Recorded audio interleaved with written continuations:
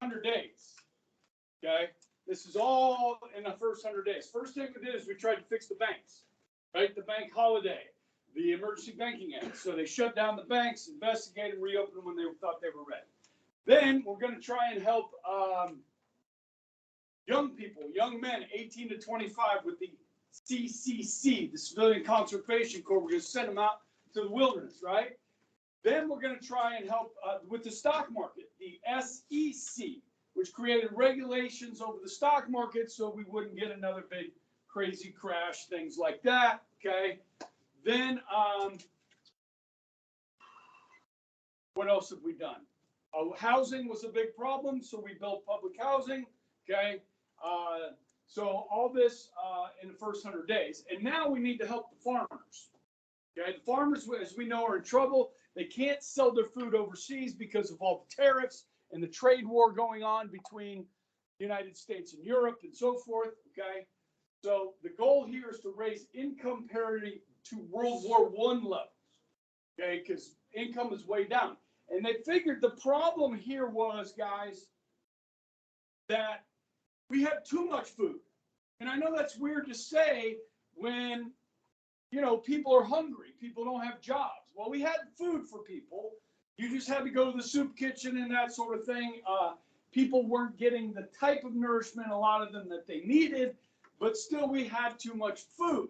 And when you have a lot of food and you're a farmer, you're trying to sell food, just trying to sell wheat or corn, and there's an overabundance of it, what happens to the price of the wheat and the corn? It goes down when you have too much. You have too much supply. So the goal here is to cut that supply, to limit the production of wheat, corn, cotton, hogs, tobacco, and milk. So some of the hardest people you will ever meet are farmers, yes? Especially dairy farmers. Okay? Dairy farming is hard. Okay? So you're going to go knock on a farmer's door and say, hey, listen, we don't want you to plant your crop this year because we have too much food. Now, what's a farmer's reaction going to be to that? What? Yeah, they're going to laugh at you like, are you kidding me? You don't want me to grow my food? Well, they said, well, don't worry. And they're like, how am I going to make a living? We're going to give you a cash bonus. We're going to send you money for not planting your crops so we can bring prices up. Okay, I guess. Right? So, where are you going to get the money to give cash bonuses to the farmers? Well, you're going to tax different industries. In this case, they're going to tax manufacturers like Henry Ford. They're going to tax the people that are making toasters and refrigerators and radios and phonographs. We're going to tax those people, and those people, we're going to use those taxes to pay farmers not to plant their crops. Now, who are these manufacturers going to pass the cost of the taxes on to? To you and us. They're going to charge more because they need to make money, and if they're paying more in taxes, they're going to charge more for the goods and services. Now, let me ask you a question. Does the government have the power to tax Peter over here, a manufacturer, to pay Paul, the farmer, not to do something? They're actually paying them not to do something. Guys, the Supreme Court, like it has already started to do, is going to strike down this manufacturing processing tax as unconstitutional. Okay, now, as I will explain in a little while, guys, it takes a long time for a court case to go from a law to the Supreme Court. Sometimes it takes years for a case to get to the Supreme Court. So this won't be struck down immediately. This is going to go into effect, okay, and will later be struck down as unconstitutional, okay? Now, one of the problems is some of this stuff's already been planted, and in the case of hogs, pigs, and milk cattle, they've already been born. So how are you going to deal with those already looming surpluses? Well, we're going to tell the farmers, you need to plow up that field. You've already planted your cotton. I need you to plow it up, destroy it. We'll pay you. Now, pigs, if they grow up into hogs, they become valuable. They become rotund. And we use the whole pig, don't we? Right? We use the whole pig. You ever heard of this phrase? Living high on the hog? How many of you guys ever heard that? Living high on the hog, baby. The further you go up on the hog, off the ground, the further you go up, the more valuable the meat. So if you're eating the meat at the top of the pig, it's more expensive. You can afford it. You're living high on the hog. Okay? You're living low on the hog, you know, like pickled pig's feet.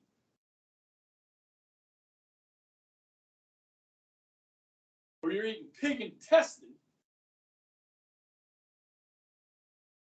which is used for what? Pig intestine.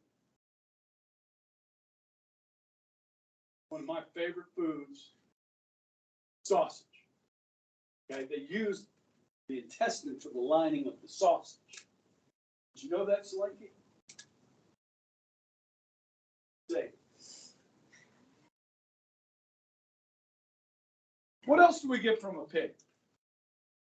Bacon, which is my other favorite. Bacon and sausage. What else you get? What you got? Pork loin. Pork belly. Pork what? Not yet. Huh? Ham. 2 weekends ago, I smoked a pork butt, pork shoulder, pork chops, pork ribs. What do we use the skin for? Pork rinds. This is a low-carb snack. Crunchy snack. If you ever go on the low-carb diet, you eat a whole freaking bag of pork rinds and get no carbs from it.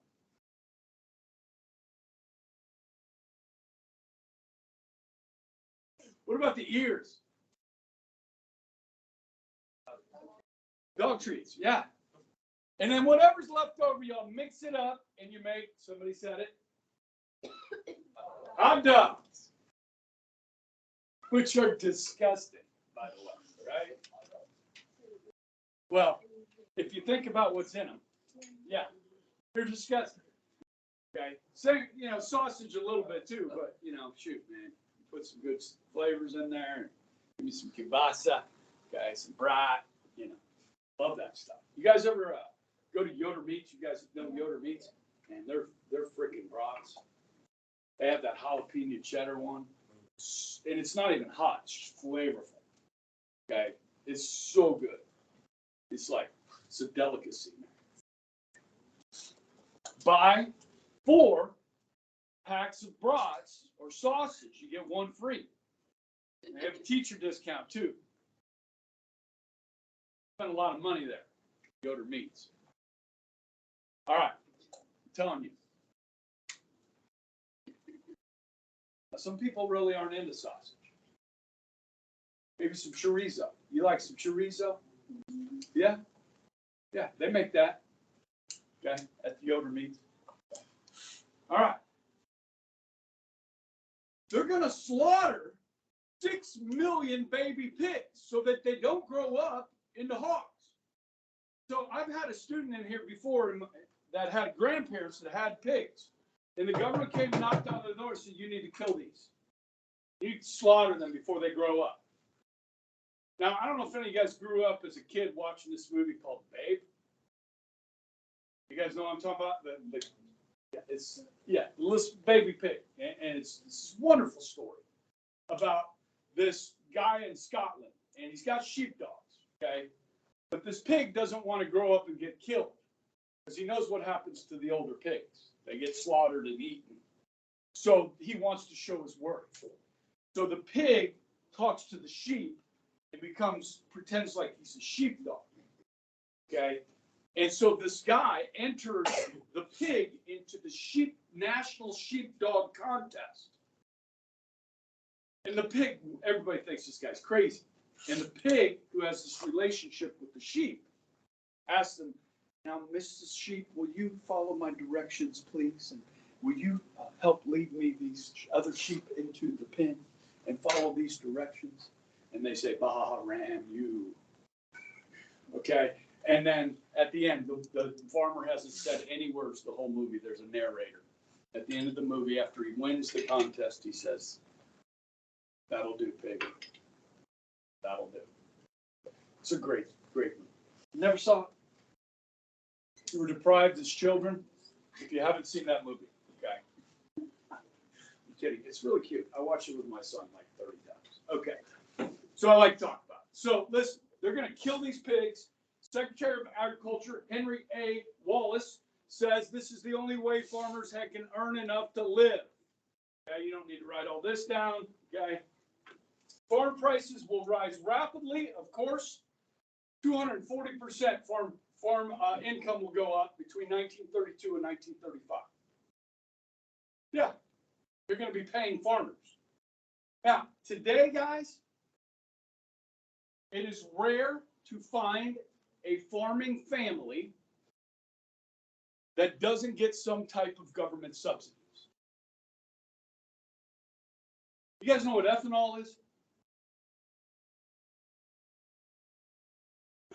You go to put gas in your car, you get like 10% ethanol. Some states will have 20% ethanol.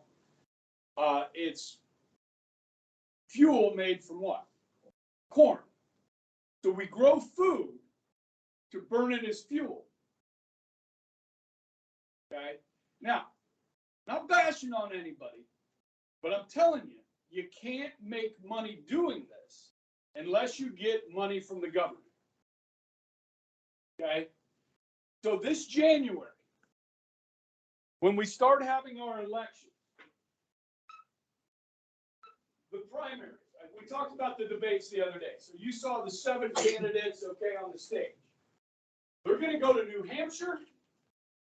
They're going to go to Iowa first. That's the first 2 elections come January. We're going to figure out who the candidates are going to be for president for November. Go from January, February, we'll go down to South Carolina. Okay. By the time we get to May, it's going to be Kansas' turn to vote. Okay. California is usually last. The most important ones are the early ones because that helps a candidate build momentum. So if you've never heard of the governor of North Dakota, okay, Burgum, okay, and he finishes second in New Hampshire, his name's gonna be on the front page of every newspaper because nobody heard of him and he did great there. He surprised everybody, and now he's gonna build momentum going into Iowa. So these candidates go to the Iowa State Fair every year. This last summer, they were all there, and they all bowed to the Iowa corn farmer. Have you guys ever been to Iowa? It's corn. Like the whole freaking state is corn. And they grow so much of it there, they need to sell it. Well, one place to sell it is to ethanol plants to make fuel with it. Now, if Charles Koch thought that he could make money making ethanol, I think Charles Koch would do it. But you can't make money unless you get subsidies from the government. So all these candidates go to Iowa and they promise farm subsidies to the corn farmer so that they can get their vote. You guys follow me on this? Okay? Now, ethanol does burn cleaner than gasoline. Better for the environment. But how much fossil fuels do you use for the tractors to make all the corn? How much water do you use to make all the corn? So you create a lot of CO2, a carbon footprint, making the corn to burn it as fuel rather than eating it. Okay? To me, I struggle with that. And this business can't survive without the government doing it. Guys, the wind farms that we have in Kansas are all subsidized by taxpayer money. The solar plants that are solar fields that are built in this country are all subsidized with taxpayer money. You can't make money doing it. The electric vehicles that Ford and these other companies are making are all subsidized with your tax dollars. Electric vehicles are way more expensive than fossil fuel cars. So the government subsidizes it to make it cheaper for people to afford them. Follow me. The market is not determining the price. The government is. And that's dangerous. Okay? Okay, so farmers today get help. Now, I struggle with corporate welfare, like us giving money to businesses. I don't like that personally. But with farmers, guys, I don't know. We got to have food. Now, if we don't have farmers and they can't survive, what happens?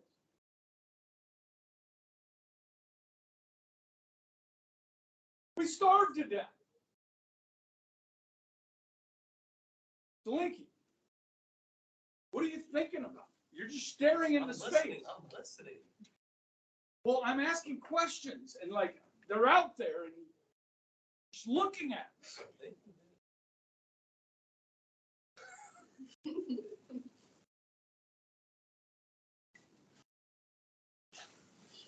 Are you raising your hands?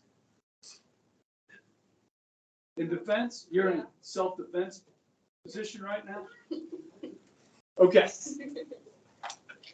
That was the AAA. It will be, a lot of this will be deemed unconstitutional, okay?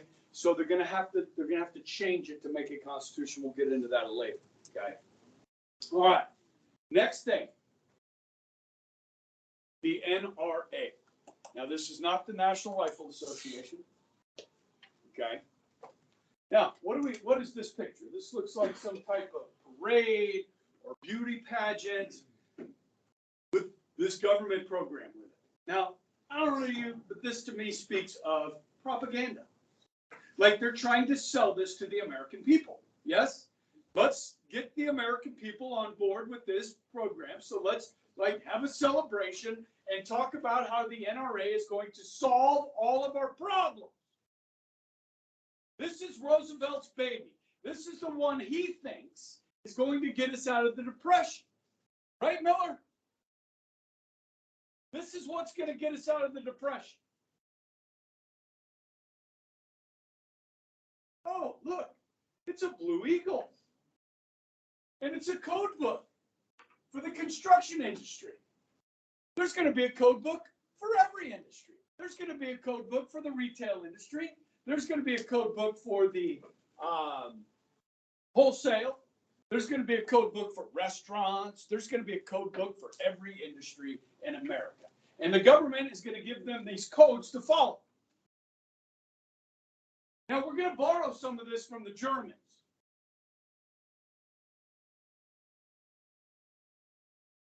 Who's in charge by 1933 in Germany? His name is Adolf Hitler. He is a what?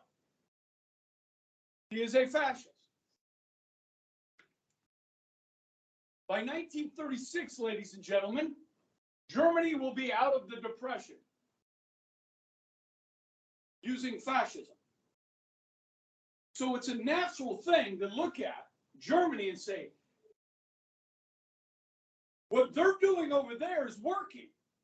Maybe we need to try some of that over here. You don't think Roosevelt's advisors are like looking at the success of Germany and saying, hey, what if we try this? This might help. It's working for them. Yeah. Okay. But we got to sell this to the American people because this kind of goes against some of the things that we're used to. You know, like economic freedom. Okay, this is a restaurant. She's got the Blue Eagle up. Okay, if it was a color, it would be blue. Okay, and it says, we do our part. We do our part. We support the NRA. Man, you know what that reminds me of?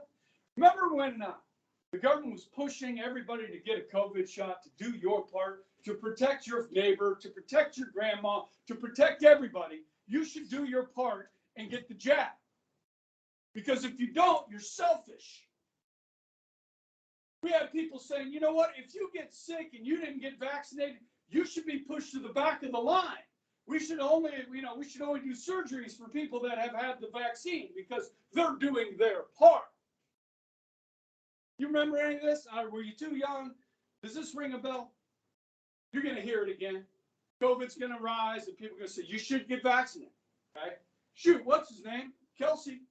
Travis Kelsey, right? Two things at once. You seen the ad? Seen the ad? Yeah, and his girlfriend now. This is perfect. Let's get these celebrities to endorse Pfizer. I wonder how much Pfizer's paying them to do these ads. Millions of dollars, I'm sure.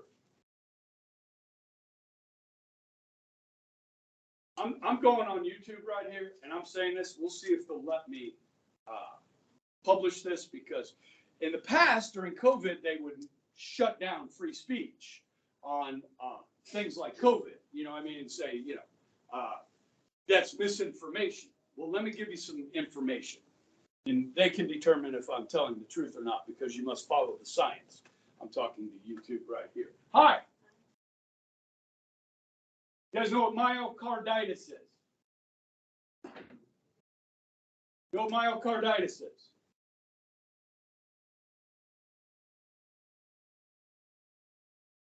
It's inflammation of the heart. Okay?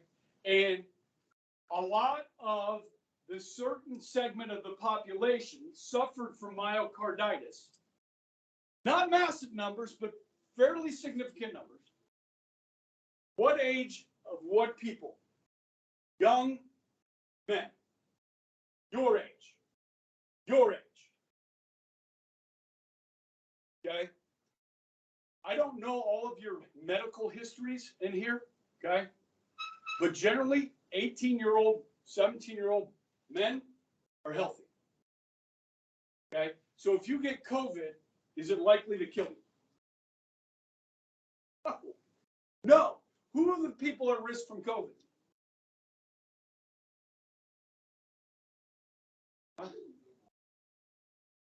Not even newborns. Elderly. People that have pre-existing conditions. People that are overweight. That was the biggest ones. Overweight and over the age of 65. Those are the people that die. Were there some cases where people died from COVID at 18 to 25-year-old young men? Yes, very, very rare. Very rare. So why would you take this shot when it produces in many young men myocarditis? Look it up. Okay, we don't know the long-term effects of these vaccines of putting mRNA in your body, creating a spike protein. We don't know the long-term impact of putting this in our bodies. There's no long-term studies, guys. And I don't know if you've heard about the statistic called excess deaths.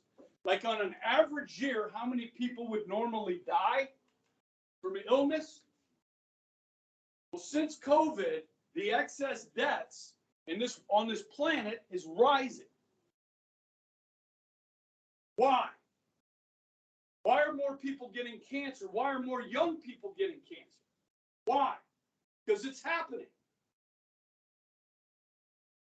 You're not going to hear this on NBC News, guys. And YouTube may censor me right here. I'll let you know tomorrow. Okay? I'll try and upload this video during my plan period. Okay? But you need to make a choice right for you. And if you have a compromised immune system and you think, if I get COVID, something bad may happen to me, and you feel comfortable taking the shot, take the shot. That's up to you. It's a personal thing. In my opinion, this should not be mandated by the government. It should not be shoved down our throat. It does not stop the spread of COVID. You understand that? It does not stop the spread. But hey, do your part. Protect your neighbor. Get the shot. Okay, that's what they told us. That was a lie. But if you disagreed with that lie, you were the one that was censored. Okay, I'm done with that. Moving on. Okay, do your part. So here's another Blue Eagle. Okay, retail code book. Okay, everybody's got a code book. Now, I am not calling Franklin Delano Roosevelt a fascist, but what we are about to see is a really good example of fascism. Fascism was not a dirty word in 1933, 1934, 1935, 1936. Fascism was not a dirty word. It was an economic system. By 38, it starts to become a dirty word. Today, we love to use it to bash on our political opponents by simply calling them fascists. Oh, you're a fascist. Okay? And most people are stupid, so they don't understand what it is. And by the time you leave here today, you're not going to be stupid when it comes to the term fascism if you are awake. Okay. So, the National Industrial Recovery Act creates the National Recovery Administration. This has to be sold to the American people. You've got to use propaganda because people aren't used to this. This is going to give the government greater control over business in this country than we've ever seen before. So this will change the face of business. Every business, every industry is going to get one of these code books. And this is what these code books are going to do. The goal is to keep prices and wages up. The goals are fine. We want prices and wages to come up. Okay? They're going to set, for the first time, a maximum work week, which was how many hours? 40 hours work week. Okay? That's where that comes from. Okay? So any guys ever worked in the summer? Hopefully not during the school year. Overtime hours. And you get paid what, time and a half? Okay? No? Yes, yeah, different rules. Yeah. You work more hours, you get more tips.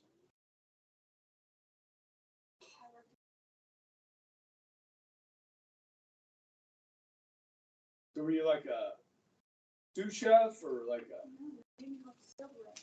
They what? They made me a silver, and I wasn't even hired for it, and they didn't. That's all you did? I worked with the host, and they told me, "Oh, our silverware roller quit, so we're gonna train you." And I said I didn't want to do it, and they made me do it, and I quit. Good. Yeah. Yeah, I did the same thing. When I worked at the grocery store, my first job, I said, I just want to stock shelves. I don't want to work the register because I don't like, I don't even know what the vegetables are. They bring those, and I got to ring those up. I don't know what I'm doing. Okay. And what do? Like my first day, we need you on the register. I wasn't even trained.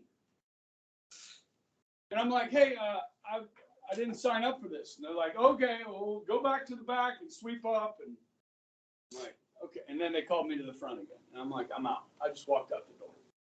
I was making tips in the kitchen. I found out like 4 months into working, I wasn't even making tips when I worked with that. Yeah. Yeah. You just lost your hostess and your, whatever you called that, rolling silverware. What'd you call it? Porter. That's what they call it. Yeah. Awesome job. You can hire somebody else to do that crap. Because I'm Lillian and I have more value than that. You can't treat me like that. Okay. Now, all right, so they're going to set maximum hours and a minimum wage. You've all heard of this. Minimum wage. Now, wait a second here. Wait a second. I've read the Constitution, and nowhere in there did I read that the government could tell private businesses how much they had to pay their employees. Where does the government get this power? They don't have it. So guys, this is going to be struck down as unconstitutional. Then they're going to tell businesses, get this. This is what you're going to produce. This is how much you're going to produce. And this is at what price you will sell it at. Hold up now. Any of you guys have family members that own their own business? Okay, they're going to go into your family member's business. They're going to tell you how much you can make of whatever they make. First, actually, they're going to tell you what you can make. then how much you can make, and then how much you can sell it for, and how much you have to pay your employees.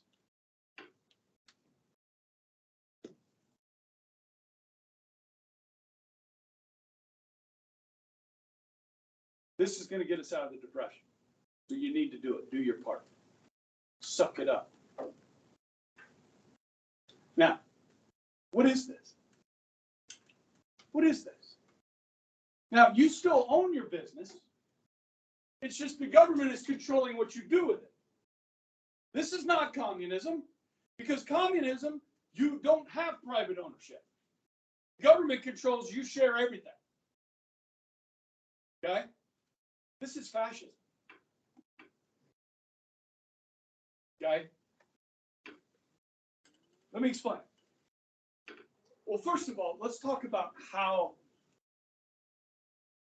somebody should ask the question. Mr. Ebright. Somebody raise their hand. Mr. Ebright, how, if the minimum wage was declared unconstitutional, how do we have it today?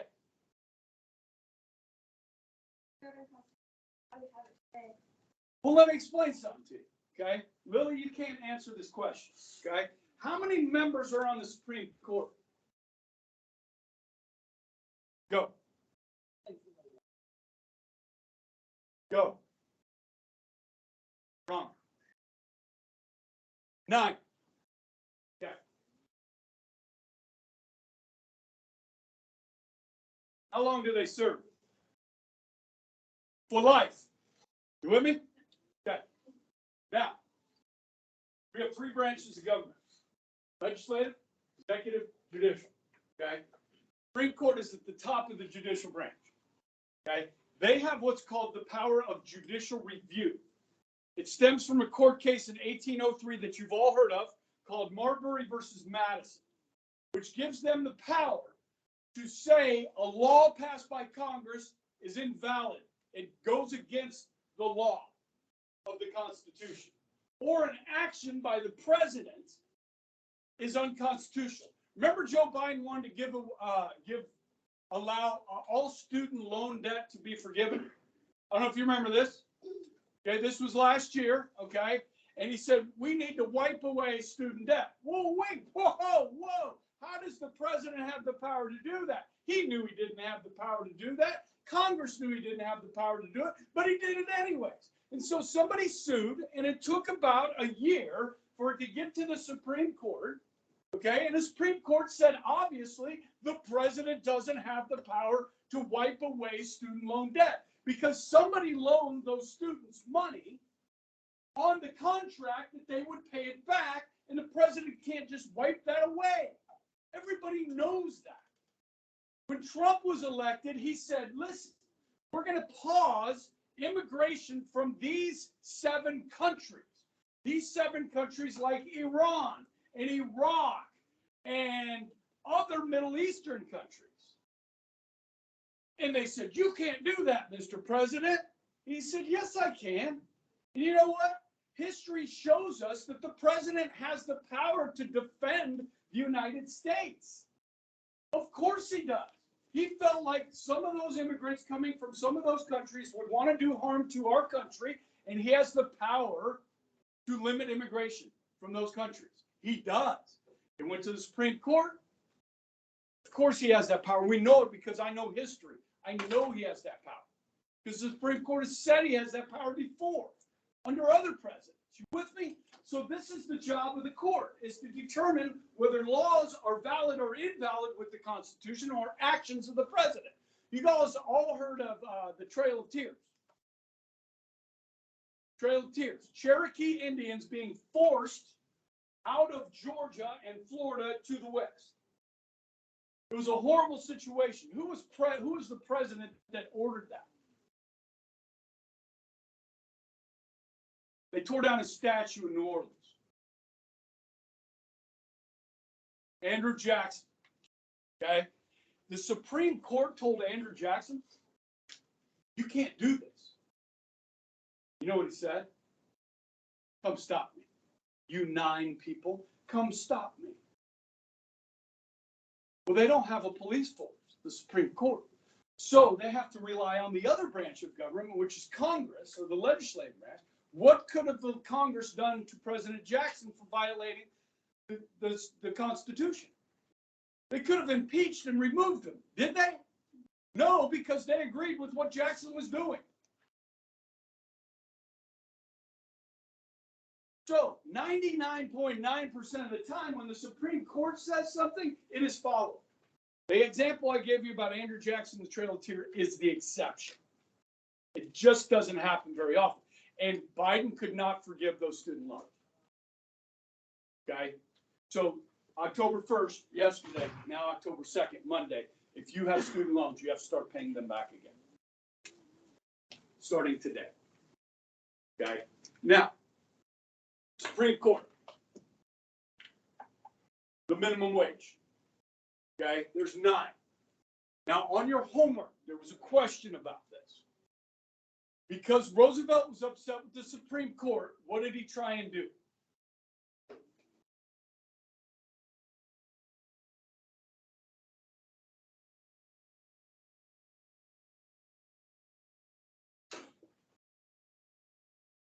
Now, who gets to choose the Supreme Court justices?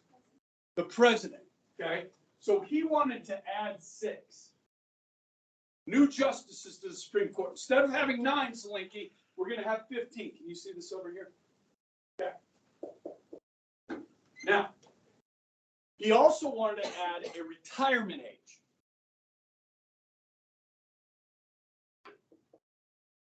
At age 70. So once you hit 70, you have to retire from the Supreme Court. Well, 2 of the 9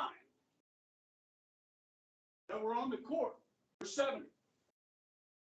So if you add 6 plus 2, that means Franklin Delano Roosevelt would be able to choose 8 justices. And believe me, all 8 of them would support this that he chose. You understand? He's going to pick the Supreme Court. And all you need is a majority, which is 8 of 15, for anything to pass the Supreme Court. Today it's 5-4. Okay? It would have been 8-7, and he would have handpicked the 8. Now, wait a second here. Wait a second. Does this not smack of one branch of government trying to take over another branch of government? Does this not smack of dictatorship by Roosevelt? It doesn't to you? One branch of government taking over another branch like this? Even Democrats in his own party thought this was wrong. But it worked. They didn't carry this out because we still have 9, right? These 2 are going to switch their vote on the minimum wage. You say, okay, Mr. President, we don't want to lose our jobs. I know we're 70, but we still want to keep this job. So we're going to switch our vote.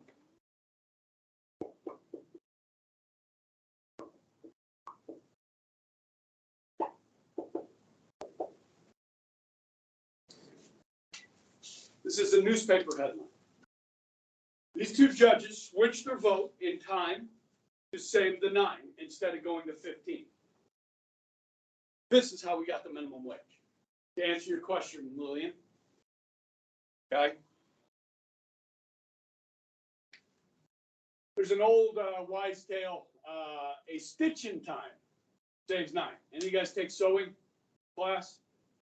We have sewing class. So like, if you got a loose stitch, okay, if it starts to unravel, you're going to lose 9.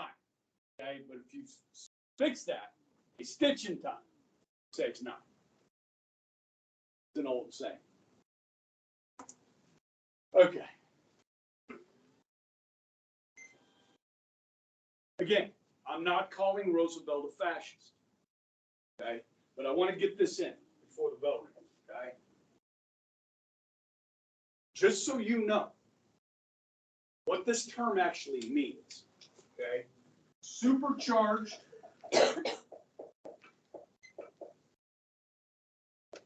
nationalistic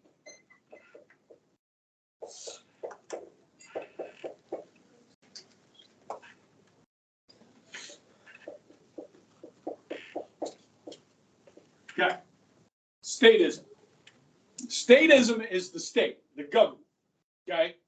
Supercharged is powerful. It's fast. You with me? You guys understand supercharged. Okay. And you know what nationalism is?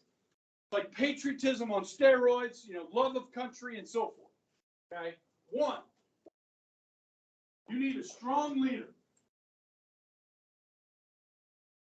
How many times was Roosevelt elected? 4 times. Strong leader? Yeah. Somebody's beloved? Yeah. Okay? You need this. To have fascism. You're not going to do this with a weak leader. 2. Guys, during the 1920s, when everything was peachy and everything was growing and everything was good, people were having fun, economy was growing. You're not going to have fascism during good times. It's only going to come during a crisis. Now, it could be a military crisis. It could be a war, like we saw with Lincoln or Roosevelt during World War II. Okay? But you need a crisis. Fascism doesn't take place without a crisis. And because of that crisis, you need action. So what does Roosevelt say? You wanted action? Action will I give you. Guys, all of this happens in the first 100 days. This is action. 4.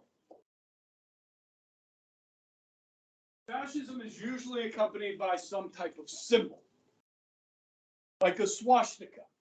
Or for Mussolini, it was the black shirts.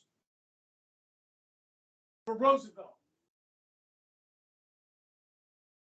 the blue eagle. Now, again, I'm not calling Roosevelt a fascist. This is fascist policy. Hitler's going to praise the NRA, like he praised American eugenics. You guys remember when I talked about eugenics? About selective breeding of people. Okay? This worked for Germany, guys, because he remilitarized. That's what his fascism was about. What Hitler said to his businesses, he says, I'm going to control your businesses. You're going to make money. Don't worry. You're going to make money. But I need you to hire these people off the streets and put them to work. So while the United States languishes in our depression in 36, 37, 38, and you guys that did the homework, the Roosevelt recession, things will go bad, they'll get a little bit better, and then they'll get worse again. We're languishing in this depression. This is an attempt to get us out of the depression. So I don't think you can really blame Roosevelt here for trying. But we do have something called a constitution that limits the power of government. And this goes way beyond the power of our government. Please understand that, yes? So when you hear somebody called a fascist, you hear that term a lot these days. Everybody's heard it. Trump's a fascist. No, he's not. Because what Trump was trying to do was decrease the power of the state. He wanted to take it from the national government and give that power back to the states and to the people. That's not fascism. Now, is Trump a nationalist? Make America great again. Yes, he's a nationalist. No question. He's also a populist. Okay? But he's not a fascist. Neither was Obama. Neither is Biden. Okay?